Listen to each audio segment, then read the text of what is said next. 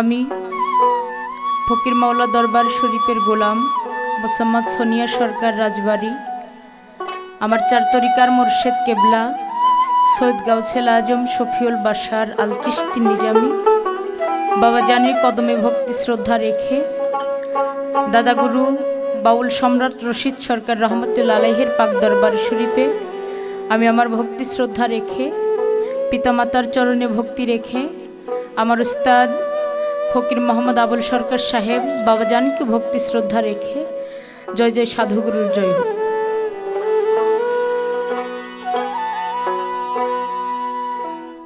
কে যাবি রে আজিমপুরে দরবারে ফকির